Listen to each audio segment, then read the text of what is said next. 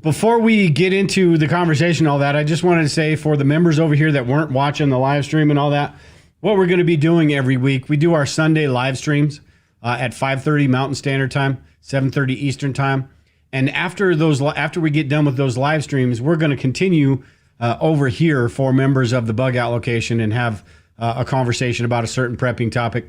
This week we had Shawn with us from Into the Wilderness, the YouTube channel over on his YouTube channel, Into the Wilderness, over on YouTube. And we were talking about everyday carry. We talked about a whole bunch of things and kind of went off the rails a little bit, budgeting and stuff like that, and talked about prepping in the city, which was a really cool conversation. But what we wanted to do is continue that over here and go into a little bit about bug out bags, and not necessarily just bug out bags, but bags in general, or storing, consolidating your gear, storing your gear. There's 800 million different, website articles about bug out bags and all of that stuff. But it's something that, we kind of love to read and all that. And it's something that's a huge, huge topic in preparedness. But Shawn, I'm wondering, what do you think? Do you think it's necessary, the credit that bug out bags get, or, EDCs, whatever, the get home bags, the go bags, or is it something that isn't brain surgery, really? Are they overrated, do you mean? I mean, not the bags themselves, but the fact that everybody talks about it and everybody's got their own ideas about it and different ways to do things.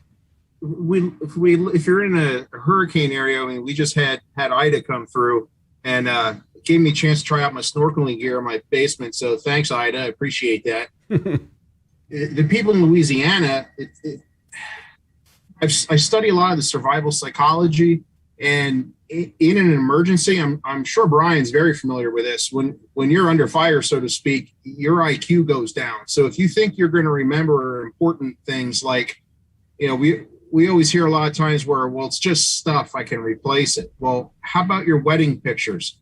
How about your children when they were little and now they're grown? Some things are not replaceable.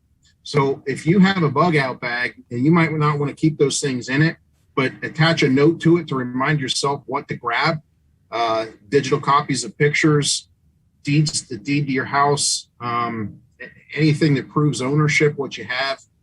I think it's very important that everybody have a bag that they can grab and go, and I would say in a 5 minutes notice.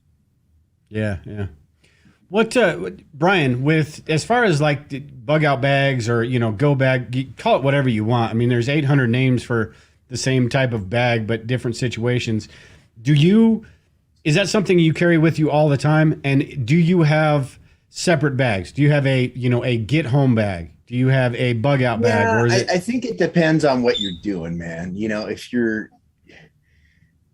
talk about EDC on the YouTube show. And so it's, what do you have on you? Then what can you accentuate that with? What complements that? So what do you have? If you have a truck, like we were talking about, or your car, I carry a bag in there. You should always have a bag in there, because if you do have to hoof it, you're going to want something to put all your stuff in. But I carry enough stuff in there where I could look at it, and depending on what my situation is, goes, okay, I could pick and choose and kind of stock my bag off of that. But I think you need to have something like that. Shawn, you were talking about your family, family photos and stuff like that. Put a bin in your front closet that's empty with a checklist of everything that you want to grab, and maybe what room it's in or where it's at, so everybody can grab their stuff. When you leave, you don't have to, if you plan for it, you don't have to leave that stuff. It's all replaceable. Well, one less ass pain when you come back afterwards, like we were talking about before the last show, that you have to do. Oh, we did a whole hour without him cutting out. Now he cuts out. Brian's AOL's back. Throw some more stuff in it. But are you able to carry all that stuff? I mean, it's not fun. Yeah. And unless you're in phenomenal shape, you can't do it for a long time. Yeah. Yeah, that's where the vehicle, I mean, the chances of a family of four heading, I can't think of a single scenario why I'd be leaving on foot. The possibility would exist, but to me, it's getting in the vehicle, and the vehicle gets us from point A to point B. if we got to ditch the vehicle, then I mean, things are worse than your bag's going to get you out of.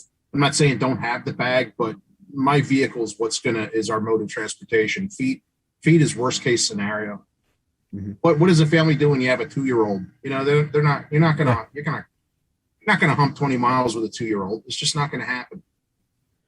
Yeah. And I think sometimes Go ahead, where Brian. we get so into the names of these bags and all this stuff. It's an evacuation bag. It's have a bag ready for 3 days to stay away from your home for 3 days until you figure it out. I mean, you could pretty much, if you have your own car, enough money for gas, you can get anywhere in the United States in about 3 days if you drive with your bags, whether that's your family, another family member's house, a friend's house, whatever you have prearranged. You have the ability to get there. Now, what happens after that? Well, you have 3 days worth of stuff in your bag. I can wash clothes. I can do this. I have, like you said, you have your important paperwork. You can establish life again if you lose everything that's gone. But you have to set yourself up for success with that. Yeah. Right. Yeah. Like we said in the first show that no one ever thinks about the recovery stage of after you bug out. And a side note that I forgot to bring up is if you're leaving because there's a chance your house is going to be severely damaged or not there, it would be, if you have the time, walk around your house and videotape everything, all 4 corners of every room of your house, pull every drawer, videotape it, so that when it goes to the insurance company, you can say, yeah, I can prove I had this. I mean, I have a lot of wilderness survival knives. I love going into the woods. I got too much money wrapped up in the knives and axes, and I need to be able to prove that I have this $250 Park River knife. And if I paid cash for it, I can't go back to the credit card company and say I need a receipt for this. So videotape or take pictures of everything in your home before you leave, if you have the time to do so. And an easy way to kind of take all that stuff with you, especially these days, just a little flash drive or something like that has all of that information on there. You find a place where you can plug that in, and you don't have to take your whole filing cabinet on your back and stick it in your bug out bag, Well, and if you're driving, this is a Faraday bag, right? So take your stuff, take your computer. I have a computer. I keep an extra computer in there because I need it for the work we're doing here on the channel. Got a solar charger, all kinds of connectors. I keep a thumb drive in there with all my stuff. It's too easy. Literally, if you have something like this, when you get to where you're going, if you have kids, you can watch movies on it, download some movies, put some music on it, whatever, and so now you're not going to want to carry that may not want to carry that computer if you have to leave your car somewhere, but you're not planning on leaving your car. You're planning that, yes, we might have to, but we're planning on staying in it and getting to where we go. So what are we going to do once we get there? What do we need? Yeah, and you guys both had talked about, the different situations, different supplies and all of that. And that's kind of what I was alluding to in the beginning. Not that bug out bags are unnecessary, but the fact that we put so much thought into them and we kind of overthink it at times where I've seen people's bags where there's 15 of one thing and they're missing something else, or it's something that I guess it's kind of a hobby, right? You get your bag and you want to have the best bag, so you're constantly redoing it and all that. But I think a lot of times we can just overthink the whole situation where it's got one purpose, and you've got to make sure it's equipped to handle that one purpose. And when that situation changes, if you have your other stuff around or whatever, then you can adapt it to that situation. But sometimes we just overthink it, and it's really not that hard. Yeah, I see some of the tools people have online when they show pictures of bug out bags. You see an AR hanging off the thing and an 8-pound sledgehammer held in the pool. And I'm thinking, man, if you go through a checkpoint, you're going to have all your needs provided for you overnight in the local jail. I don't think I'd want to roll through something like that with demolition equipment attached to my bag. It's just, I'm not saying don't have it, but what are you planning on? Any police officer is going to say, what are you doing? What are you planning on doing with that stuff? That's not going to end well for you. Well, and people that load, I saw it over in the military and other places where people would load that hadn't had the experience yet, load books into their backpacks, right? Like, I'm going to read a book when I'm out there. Oh, Weight. A book is heavy, man. Like I'm sorry, dude, books, they got to go. And people will do this, you know, and I'm going to carry, like you said, like a Halligan tool. I'm going to carry this tool. I'm going to carry that tool. No, you're not. You're going to get rid of that stuff. Yeah, Like, when you do a lot of hiking, every time you come back, you look at your bag. What did I not use? And if it's something that in a pinch I might need it and it can save my life, then maybe I'll keep it. But you know, this is a day and a half worth of food in a Ziploc bag. The amount of stuff people think you need is just ridiculous. Yeah, I have this picture in my head, like a cartoon picture of in the distance somebody walking away with their bug out bag on and just leaving this trail of, you know, ferro rods and, you know, all sorts of different shit all the way down the road, because that's what's going to be like. You put that sucker on right now and you walk around for a few minutes, you're like, hey, this is nothing. You put that sucker on and you do a couple laps around the block or whatever, you're going to feel that weight. And the longer that goes on, you're going to figure out what to take out of there. Woods, do a 1,500 foot incline and tell me how you're feeling. Yeah, no kidding. How much weight you want in there? It's gonna be bad enough with zero weight on your back, let alone. And that brings up another aspect of this too, because all of us basically are right around our 50s. I think a lot of preppers are in the same age group, and that cardiovascular kind of goes away. We're not as, you know, as good as we kind of think we are up in our head when all that stuff is concerned. And I think that's important too. And it doesn't mean go climb 14ers or anything like that. Go walk, man. Yeah. Go outside and walk. Yeah. Like literally go walk. It is not hard with a little bit. I mean, obviously talk to your doctor and do all that, but it's not hard with a little bit of practice to get up to easily walk in a couple miles, 2-3 miles a day. Yeah. And it'll do you wonders if you ever have to walk, because your feet have to be toughened up. You're right. Yep. Yeah.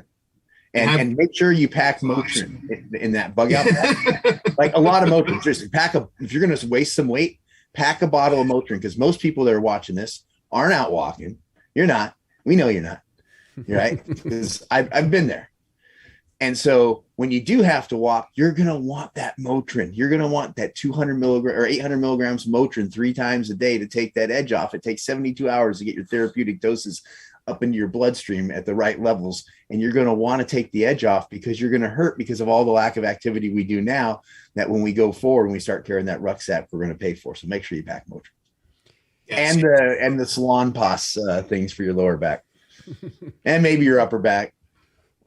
Well, and kind of along the same lines as that is taking care of your feet. You know, if you are, you know, if you're not used to using them like that, you're going to get blisters. You're going to want to have moleskin. Having the right shoes, the comfortable shoes, the shoes that are meant for walking long distances and stuff like that. That'll stop you in your tracks right there. It doesn't matter what you have in your bug out bag at that point. And listen to your feet, right? You start getting a hot spot, stop. Yep. Stop, get your feet up, take your boots off, you let your socks air out for a little bit, dry your feet, put foot powder on them, let your socks air out. But the last thing you need and the last thing you want when you're having to walk a long way is a blister, because eventually that blister ends up turning into the entire bottom of your foot coming off in your boot. And go ahead and ask me like how I know about that, because I've seen it happen. I've done it. And it's not good. You're laid up for so long. You got to take care of yourself. You got to be smart. Yeah.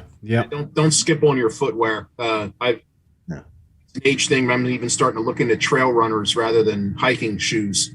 They're more like a sneaker with a more aggressive tread on them, and they give your feet can kind of spread out inside. You're less at the blisters and the things the old school hiking boots used to do to your feet. Yeah, I wear a pair of Solomon hiking boots all the time. Oh, they're awesome. When I'm out walking out in the woods, they strengthen up. I got bad ankles, so they strengthen up my ankles. They take everything, but you have to be used to walking them, because they make your feet hurt until you get used to walking them. Yeah. All right. Well, Shawn, I appreciate you hanging out with us a little bit afterwards, after the live show, coming over here to the bug out location and doing a special video for all the members over here. Very cool having the whole conversation with you tonight. You're in the YouTube chat all the time, and it's always fun to, even if I can't say what, or I don't read the comments on the show, It makes me crack up every time I read them throughout the show and when I'm watching later. But I appreciate I completely appreciate you coming on with us and talking about. Thank you. I all this really stuff. appreciate it. I've been following both of you for a very long time. I've been mine for survival and survival's prepper. I've been a long time listener. When I saw you two were together, I'm like, oh man, it can't get any better. Yeah, Thanks. yeah. I really appreciate you having me on, and hope we can do this again. If not, I still Definitely. Yeah, man. absolutely. That's fun. And as for the members, I wanted to let you know we have got some exciting changes coming up. I don't want to go through a lot of detail about what we're doing because there's a lot of stuff that we're absolutely going to do.